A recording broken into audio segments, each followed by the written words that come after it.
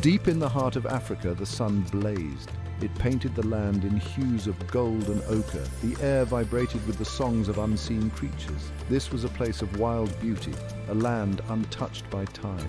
Here, nestled among the rolling hills and emerald forests, lay the village of Mbongwe. Life flowed at a different pace in Mbongwe. Days were spent in harmony with nature, tending crops and sharing stories under the vast African sky. The villagers lived off the land, their lives intertwined with the rhythms of the earth. Laughter echoed through the air, carried on the breeze. Children chased each other through the huts, their tiny feet kicking up dust. The elders shared wisdom passed down through generations, their voices soothing and familiar. Mbongwe was a place of peace, a testament to the enduring spirit of Africa. It was a village where tradition reigned and the bonds of community ran deep. But even in this paradise, a shadow lurked, a darkness that threatened to consume the light. The very heart of Mbongwe was about to be tested, its strength and resilience pushed to the brink.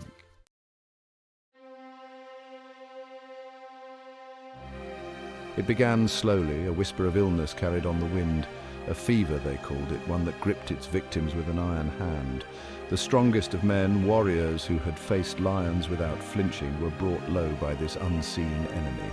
The village healers, with their knowledge of herbs and ancient remedies, were powerless against this new threat. The plague spread like wildfire, consuming everything in its path. Each sunrise brought fresh grief. Each sunset a chorus of mourning songs. The heart of Mbongwe was breaking, its lifeblood draining away. The laughter of children faded, replaced by a silence that hung heavy in the air. The elders, their faces etched with worry, could only watch as their sons, their hope for the future, succumbed to the disease. They named it the Plague of Silence, for it stole not only lives but the very voice of the village. The once vibrant community was shrouded in sorrow, the weight of loss pressing down on them, but even in the face of despair, a flicker of hope remained. For in Mbongwe, the spirit of the people ran deep, fueled by an unwavering belief in their own strength.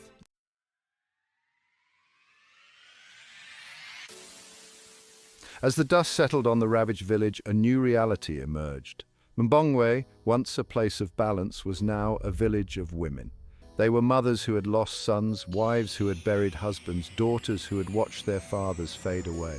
The plague had taken so much, leaving behind a void that seemed impossible to fill. Yet, from the ashes of tragedy, a new kind of strength began to grow. The women of Mbongwe, bound together by shared grief and an unyielding love for their home, refused to be broken. They took on roles traditionally held by men, their hands calloused from working the fields, their spirits forged in the fires of adversity. Among them, 3 young women emerged as beacons of hope: Precious, Helen, and Grace. Their beauty was as breathtaking as their inner strength. They were the daughters of Mbongwe, their destinies forever intertwined with the fate of their village. Little did they know that their lives were about to change, their strength and resilience tested like never before.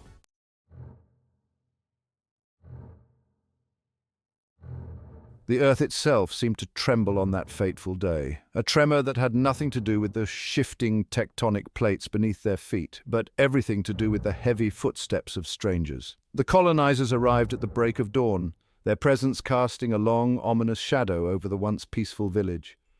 Gone was the gentle hum of daily life, replaced by the harsh, guttural sounds of a foreign tongue. The air, once sweet with the scent of blooming hibiscus and freshly tilled earth, now carried the acrid sting of gunpowder and sweat. Word spread like wildfire through the close-knit community, whispered from hut to hut, carried on the backs of frightened children. The colonizers were here. Men with skin the color of bleached sand and eyes as cold and hard as the steel of their rifles.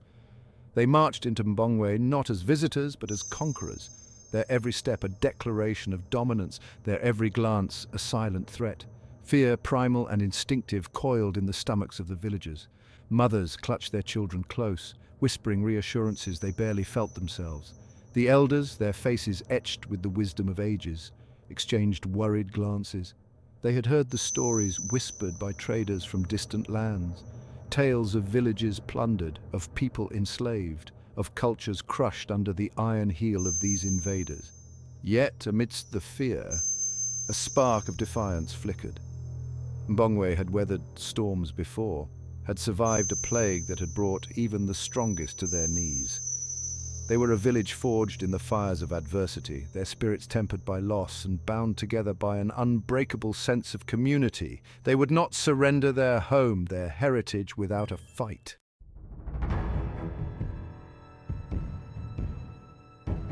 The village chief, a man named Jabari, whose back was stooped with the weight of years, but whose eyes still held the fire of a young warrior, sat before his ancestral hut. He was a man of quiet strength, his wisdom sought by villagers young and old. Today, however, a palpable tension radiated from him, his weathered face a mask of grim determination. The fate of Mbongwe, the legacy of his ancestors, rested on his shoulders. We are here to claim what is rightfully ours. This land with its riches belongs to us now. You will submit to our rule, work for us, or face the consequences. The leader of the colonizers, a man who reeked of arrogance and entitlement, strode towards Jabari. His footsteps were heavy, purposeful, meant to intimidate. He stood before the chief, his shadow falling across Jabari like a shroud. His lips curled into a sneer as he surveyed the assembled villagers, his gaze lingering on the women, a predatory glint in his eyes. His words, laced with a venomous sense of superiority, hung heavy in the air. A collective gasp rippled through the villagers, but Jabari, his gaze unwavering, met the colonizer's stare with a calm that belied the storm raging within him. He was the guardian of his people, the protector of their traditions, and he would not yield to threats, no matter how menacing.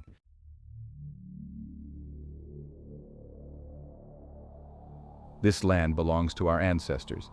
We are the children of this earth, nurtured by her bounty, bound to her by the blood of our forefathers.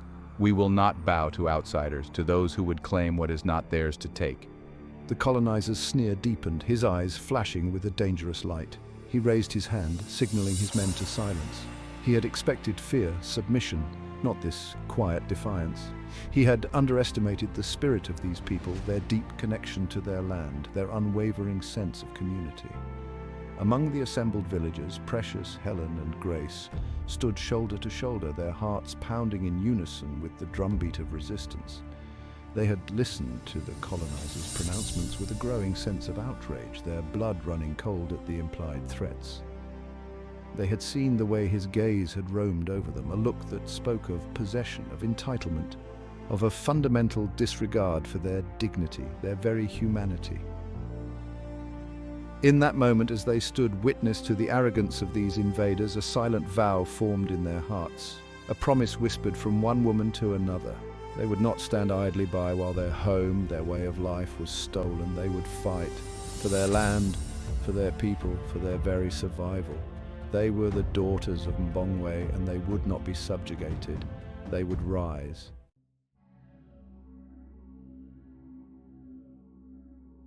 As darkness fell over Mbongwe, casting long dancing shadows across the huts, a different kind of energy pulsed through the village. Gone was the carefree laughter of children, the rhythmic chanting of women pounding millet. In its place, a heavy silence reigned, broken only by the chirping of crickets and the distant howl of a lone hyena. The air itself crackled with tension, thick with unspoken fears and simmering resentment. Inside Precious's hut, bathed in the soft glow of a flickering oil lamp, three figures huddled close. Precious, her brow furrowed in thought, traced patterns on the dusty floor with a slender finger. Helen, her eyes flashing with a mixture of anger and determination, sharpened her machete with slow, deliberate strokes. And Grace, the youngest of the three, nervously fingered the beaded necklace at her throat, her usually bright smile replaced by a look of grim resolve. We cannot let them take our home. My grandmother used to say that the land remembers. It remembers the footsteps of our ancestors, the stories whispered to the wind, the sacrifices made to ensure our survival. We cannot let their memory be for nothing. They come here, these outsiders, with their guns and their arrogance, thinking they can simply claim what is not theirs. They do not know the strength of Mbongwe, the resilience of its people. We will show them. A heavy silence settled over the hut, thick with unspoken resolve. The women of Mbongwe, united in their quiet defiance, prepared for the battle that lay ahead.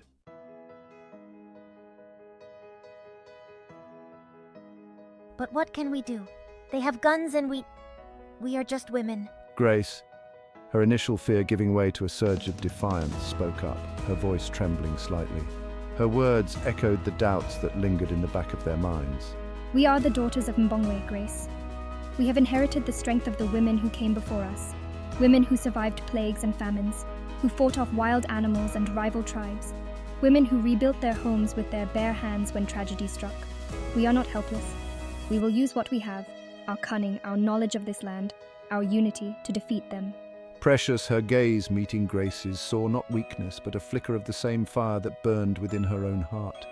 She placed a reassuring hand on Grace's arm, her touch conveying a strength that transcended words, and so, as the night deepened and the moon cast an ethereal glow over the village, the three women whispered their plans, their voices a low hum in the darkness. They spoke of ancient traditions, of herbal remedies passed down through generations, of the colonizers' weaknesses, their arrogance, their blind faith in their own superiority. A plan began to take shape, audacious and dangerous, a gamble with their lives, but a risk they were willing to take.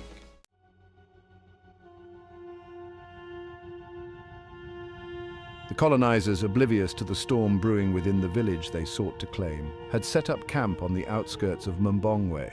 Their tents, pale and foreign against the backdrop of the African night, glowed with the warm light of lanterns. Laughter, coarse and jarring, carried on the breeze, a testament to their misplaced confidence. They celebrated their perceived victory, blind to the simmering resentment that surrounded them. Under the cover of darkness, three figures slipped out of the village, their silhouettes barely visible against the moonlit landscape. Precious, Helen, and Grace, their faces hidden by veils, approached the colonizers' camp, their steps light, their movements fluid, their bodies imbued with the grace and agility of lionesses stalking their prey. They had chosen their roles carefully, each woman playing to her strengths. Precious, with her quick wit and disarming smile, would be the distraction, drawing the colonizers' attention, lulling them into a false sense of security. Helen, her fierce spirit radiating from her every pore, would be their protector, her machete at the ready should their plan go awry. And Grace, her knowledge of herbs and potions unmatched, would be the instrument of their downfall. As they entered the colonizers' camp, the laughter died down, replaced by a stunned silence. The men, their faces flushed with drink, stared at the women, their eyes widening in surprise, their arrogance momentarily forgotten. They had not expected this, the audacity of these native women venturing into their midst.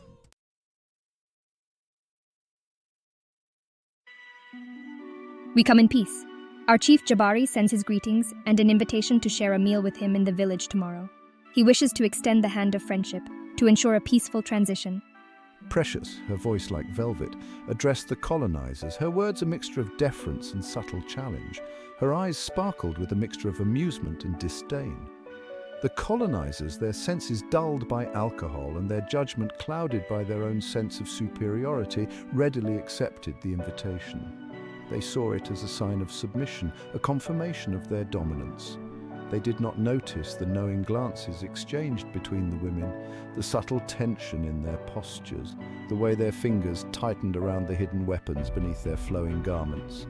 As dawn approached, casting a pale light over the savannah, a sense of anticipation hung heavy in the air. The colonizers, their hangovers forgotten, prepared to enter the village, eager to claim their prize. And the women of Mbongwe, their hearts pounding with a mixture of fear and resolve, waited. They were ready. The stage was set, the pieces in place. What followed would be a night of reckoning, a testament to the strength and resilience of the women of Mbongwe.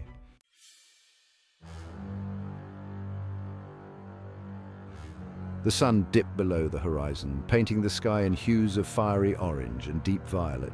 The air thrummed with the coming night, a symphony of crickets and cicadas. In the heart of Mbongwe, a feast was underway. But this was no ordinary celebration. It was a carefully orchestrated performance, a dangerous game of cat and mouse.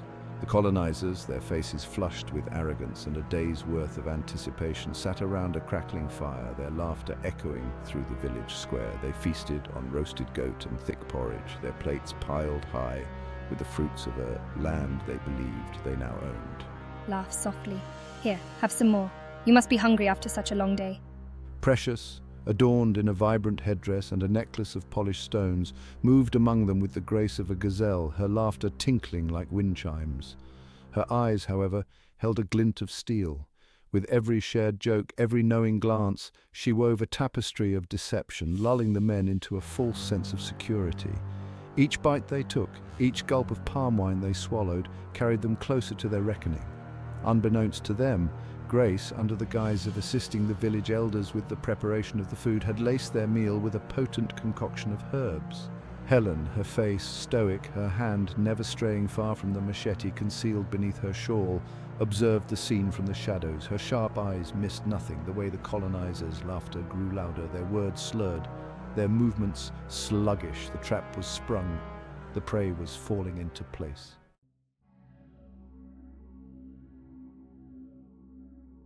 As the moon climbed high in the sky, casting long, eerie shadows across the village, a primal rhythm pulsed through the air. It started slowly, a distant thrumming that resonated deep within the earth. Then it grew louder, more insistent, the heartbeat of Mbongwe itself. The drums, the colonizers, their senses dulled by the drugged food and drink, stirred uneasily at the sound. Their laughter faltered, replaced by a growing sense of unease. The music seemed to seep into their bones, chilling them to their core. They looked around nervously, but the villagers, their faces illuminated by the flickering firelight, seemed oblivious to their discomfort. Coldly enjoying the music? It's a special tune just for you. Precious, her smile now cold and sharp as a shard of glass, watched the colonizers' reactions with detached amusement. The drums were a signal, a call to action, a reminder that they were not the only ones who knew how to play a dangerous game. The rhythm intensified, faster now, more urgent, mirroring the quickening pulse of the night. The ground vibrated beneath their feet, the air crackled with anticipation. The colonizers, their bravado crumbling, began to realize that something was terribly wrong, but it was too late.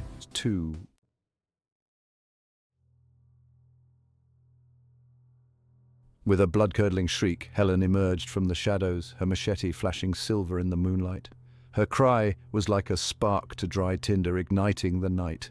The villagers, their faces transformed into masks of fury, rose up as one, their voices joining the thundering drums in a chorus of defiance. For Mbongwe, for our ancestors. The colonizers, their initial shock giving way to panic, scrambled to their feet, their hands reaching for weapons they suddenly realized were useless against the storm that had engulfed them.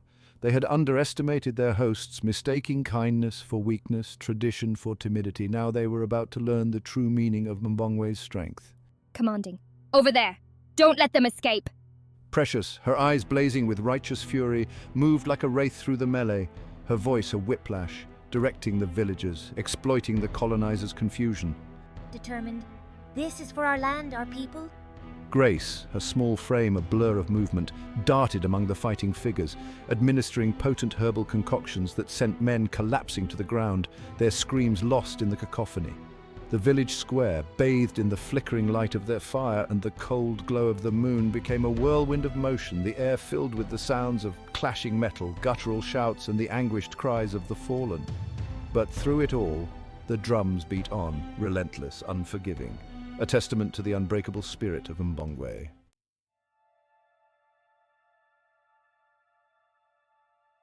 As the first rays of dawn pierced the darkness, a hush fell over the village. The drums fell silent, the fighting ceased. The air, thick with the smell of sweat, blood, and fear, hung heavy with the aftermath. The colonizers, those who were left standing, were a sorry sight. Beaten, bruised, their eyes wide with terror, they huddled together, their arrogance shattered, their dreams of conquest lying in ruins at their feet. Justice, long denied, had been served. The earth, soaked with the blood of invaders, had tasted retribution. Precious, her chest heaving, her clothes stained with the blood of her enemies, surveyed the scene with a mixture of exhaustion and grim satisfaction. The women of Mbongwe, their faces etched with the fatigue of battle, but their spirits unbroken, moved among the wreckage, tending to the wounded, comforting the grieving. They had fought for their home, their heritage, their very right to exist, and they had won. The sun rising over the horizon bathed the village in a golden light, a new dawn for Mbongwe. The earth remembered, the ancestors smiled, and the women, their strength forged in the fires of adversity, stood ready to face whatever challenges the future might bring. Their victory would echo through the ages, a testament to the indomitable spirit of those who dared to fight for their freedom.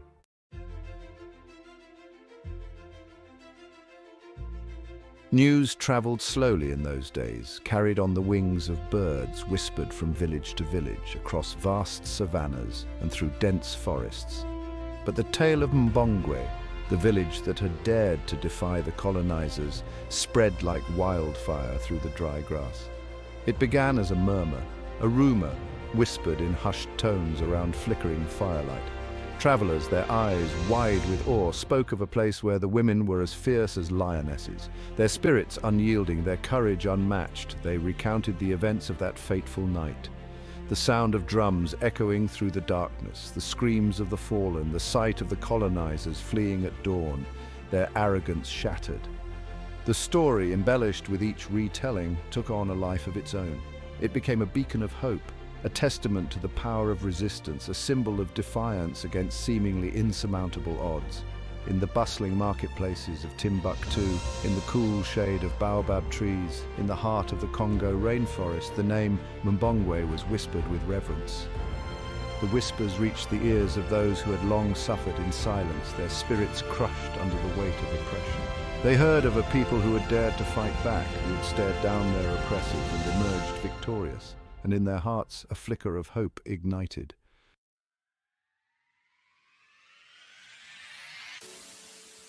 Section 2. The World Takes Notice. Word of Mbongwe's victory eventually reached the shores of distant lands. Journalists hungry for stories that spoke of courage and resilience descended upon the village. They came with their notebooks and cameras, eager to capture the essence of this place that had dared to challenge the established order. The women of Mbongwe, initially wary of these strangers with their strange gadgets and even stranger customs, welcomed them with cautious hospitality. They shared their stories, their voices strong and clear, their words a powerful testament to the indomitable spirit of their people. They spoke of their grief, their anger, their unwavering determination to protect their land and their way of life. The journalists listened, their pens scribbling furiously, their cameras clicking, capturing the strength in the women's eyes, the pride in their stance, the scars that told a story of resilience. They saw a community rebuilt, stronger than before, bound together by a shared history of loss and triumph.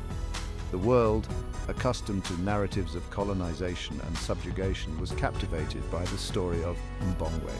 Newspapers across Europe and America splashed headlines proclaiming "The village where women rule," "African women defeat colonizers," and "The night the drums spoke."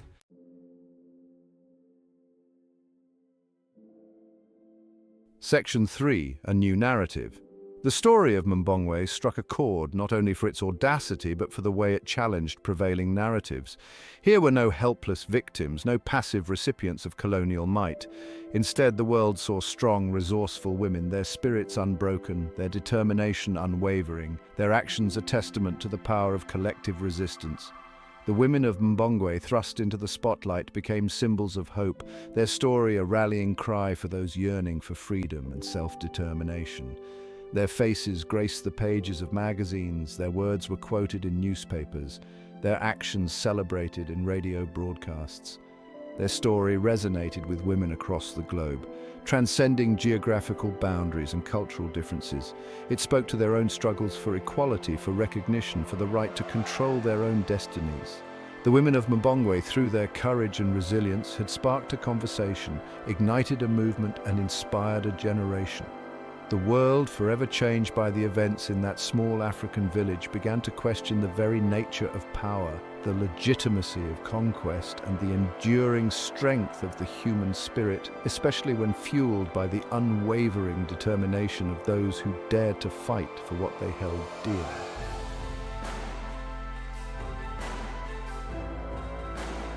Section 1. Echoes of Mbongwe. The tale of Mbongwe, whispered on the wind and carried across continents, became more than just a news story. It evolved into a legend, a beacon of hope, and a testament to the enduring strength of the human spirit. The courage of Precious, Helen, and Grace resonated far beyond the borders of their small village, inspiring countless others to stand up for what they believed in, to fight for their rights, and to never surrender their dreams in the face of adversity. The echoes of that fateful night in Mbongwe reverberated through time, reminding the world that true power doesn't lie in brute force or military might, but in the unyielding spirit of a people determined to protect their land, their heritage, and their way of life. The women of Mbongwe, thrust into extraordinary circumstances, demonstrated that even the most vulnerable can rise above their challenges, tap into hidden reserves of strength, and emerge victorious against seemingly insurmountable odds.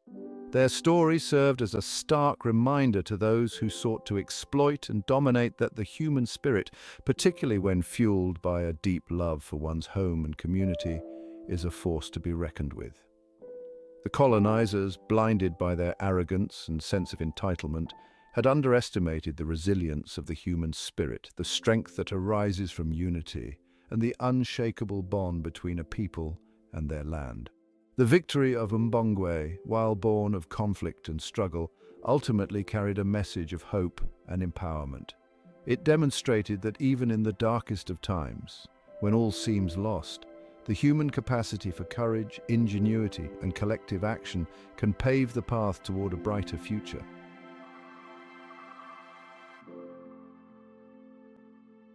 Section 2. A legacy of strength. Today, the village of Mbongwe stands as a testament to the enduring legacy of its women. The memory of their bravery is woven into the very fabric of their community, passed down through generations, ensuring that the spirit of resistance and the unwavering belief in their own strength remain an integral part of their identity. The story of Mbongwe serves as a constant source of inspiration, reminding them that they are descended from a long line of warriors, women who faced down their fears and fought for their right to determine their own destiny. The village, once scarred by tragedy and the shadow of colonialism, has blossomed anew. The laughter of children once again fills the air, their joy a testament to the sacrifices made by those who came before them. The women of Mbongwe, their spirits unbroken, continue to play a vital role in their community. Their voices heard in matters both big and small, their leadership shaping the future of their village.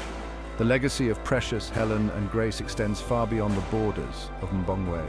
Their story has inspired countless women and girls around the world to embrace their own inner strength, to challenge injustice, and to strive for a more equitable and just world. Theirs is a legacy that transcends time and place, reminding us that the power of courage, determination, and collective action can overcome even the most daunting obstacles. The tale of Mbongwe serves as a timeless reminder that the human spirit, when fueled by love, resilience, and an unwavering belief in the power of unity, can overcome even the darkest of times. It is a story that will continue to be told and retold, inspiring generations to come to embrace their own strength, to fight for what they believe in, and to never underestimate the power of the human spirit to overcome adversity.